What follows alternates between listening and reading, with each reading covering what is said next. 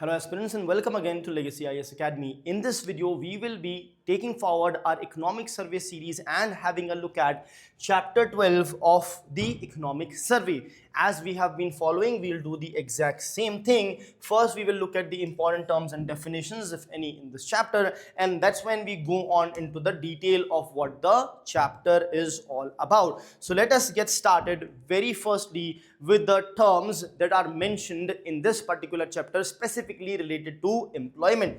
So we will be discussing these four terms. First is the workforce participation. Second is the labor force participation. Then you have the unemployment and the unemployment rate. So let us see what is workforce participation. Now here the word work is a giveaway. Now since we are saying the workforce, it consists of only those people who are actually working. So it talks about the people or the population who is actually working, right? Only those people who are in job, no one else.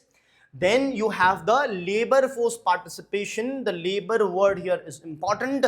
Now here it's the labor force. Now what is the labor force? See, what happens is at any given point of time, a lot of people every year enter the job market, right? So what happens is, let's say 100 people enter the job market. That means they are now searching for job.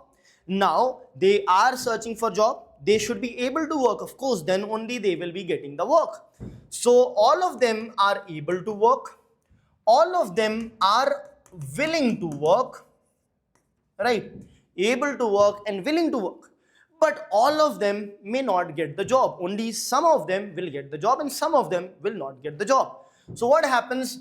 They are able to work and willing to work, but let's say 80 people get the job, whereas 20 people do not get the job, right?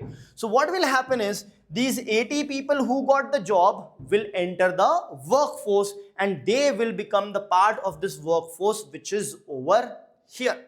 So these are the 80 people who are actually working, whereas these 20 people did not get the job. So if you talk about the workforce, 80 is the workforce. What about them? These people are the ones who are unemployed. Then what is the labor force? Labor force consists of the people who are actually working plus the people who were able and willing to do the job but did not get the job and hence are unemployed. They are also included. So this total of 100 is nothing but the labor force.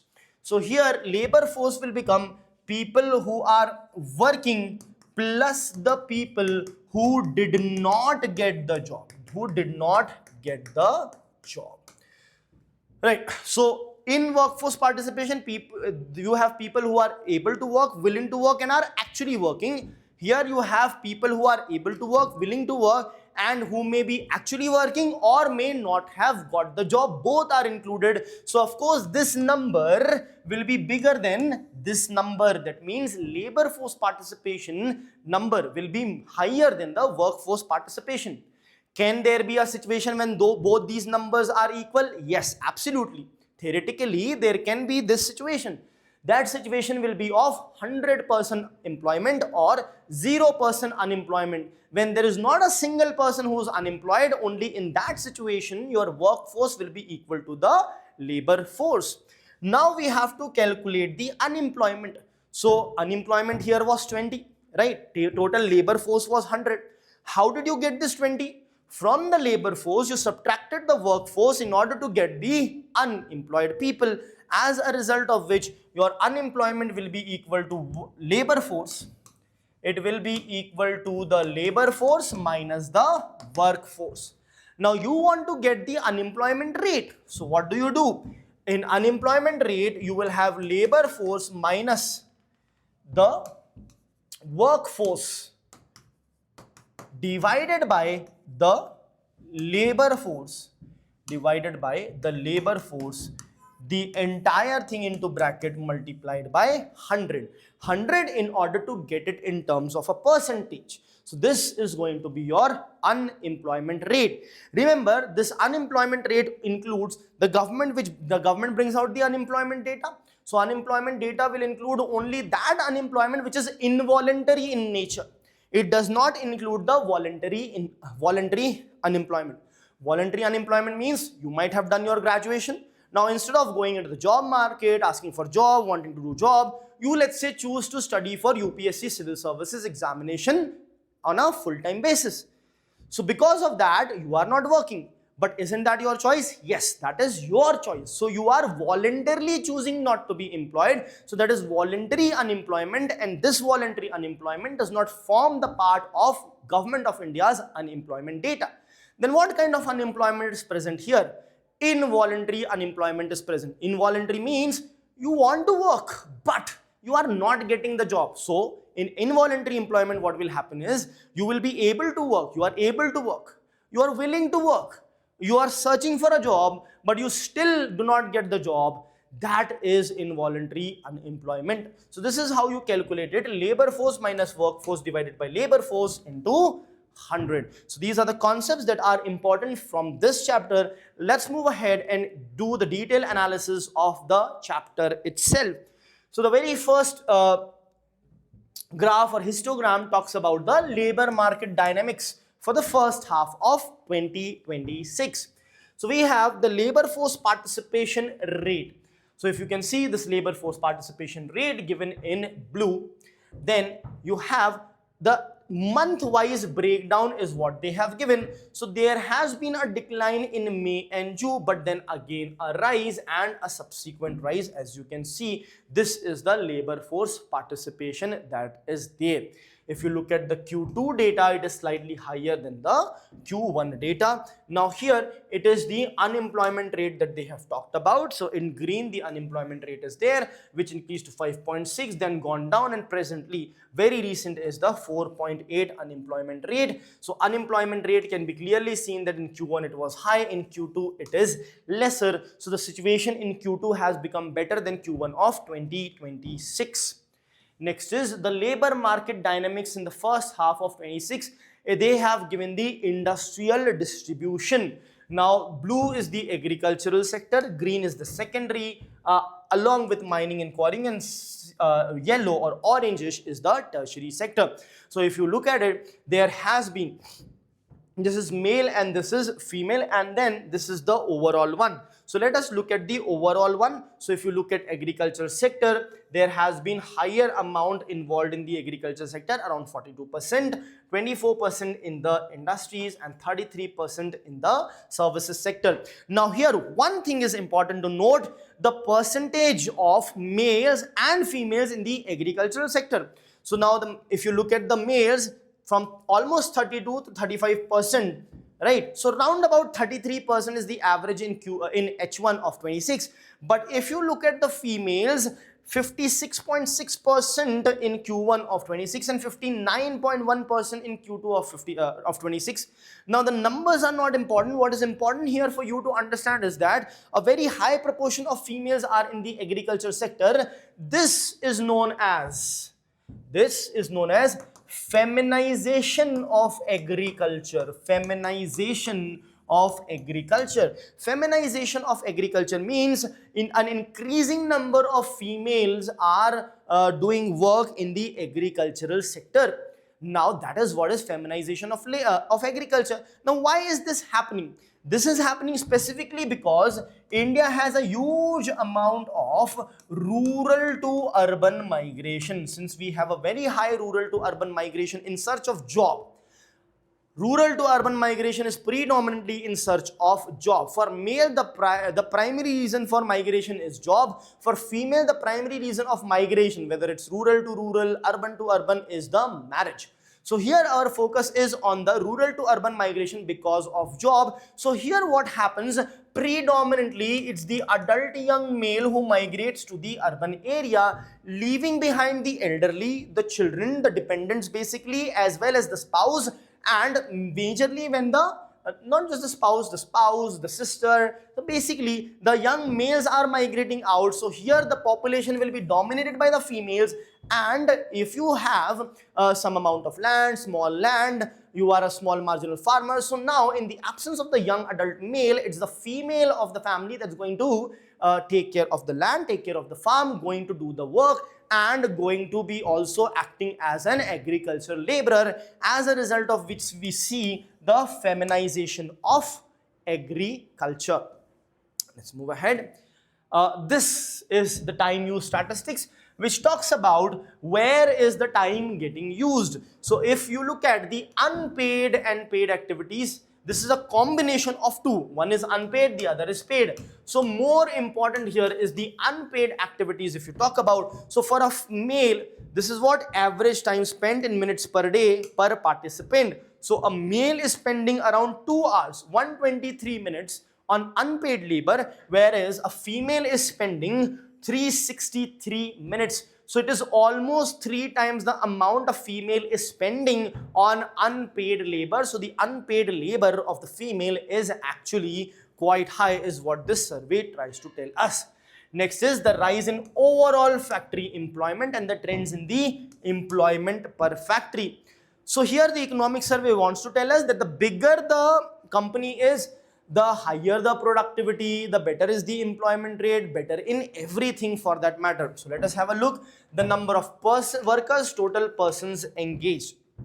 Now, the rise of overall factory employment. So if you look at the factory employment, these numbers are in lakhs. So the number of workers have increased consistently. There has been a dip here, and of course a dip here because again this is the COVID period, but an overall continual improvement has been seen. The total persons engaged has also seen similar dips, but overall improvement. The total person engaged per factory in operation, that has increased. That shows that the factories are expanding. So in 2011-12 you had around 72 people employed per factory, which has now increased to 92. Now workers per factory in operation, so you had less than 60, which has now increased to 73, which showcases that the factories are expanding. There are expansion in the factories as such, which is clearly visible. Let's move ahead. This talks about the emolument and the net value added per person engaged. Emolument means the remuneration, and net value added basically is the productivity of the person. So the net value added per person in the industry has gone up, right? And the emolument per person also has gone up. However, you can see that the value added by a person has increased from 7.3 lakh to 10.7 lakh. But the emolument per person has increased from 3 lakh to only 3.7. Now the increase from here to here is about 30%. This is about 30%. But the increase from here to here is quite less. It is roughly, if you see, that's an increase of 0.7 over 3 into 100. So this is 3 1 times 2 times 20. So this becomes 23.33%. So this is quite less as compared to the productivity that has been increased. Right now, productivity increase will also happen because of technological advancement. That is also one thing, and at the same time there has been huge supply of the labor, high unemployment, huge supply of labor, so the labor would get cheaper also. So that is why increase is there, but quite less increase in the emoluments. Moving ahead, now let us have a look at the large factories pay higher wages, which economic survey says. So larger the factory, higher will be the payment. Large factories have higher labor productivity also, as I was mentioning. The emoluments are also high and the productivity is also high for the large industries that is there. So yearly wages per worker in lakh rupees. So if you look at employment size, if the employment size is more, you can see the employment size is more over here, so the salary is higher. See, another reason can be you have 0 to 14, you may not need, managers, general managers, so on and so forth, but here all those will also be available. So this does not necessarily showcase as to what is happening to the worker at the lowest rung. This is simply the overall average which would be dominated, which might be dominated by the top management. As such, that information the economic survey does not give us. So using this in answer, use it with a pinch of salt. Now moving ahead, large factories have higher labor productivity. That is also clearly visible. So you have only 4.7 here, but 17.5 here. A better system, a better management. You can clearly see the difference over here.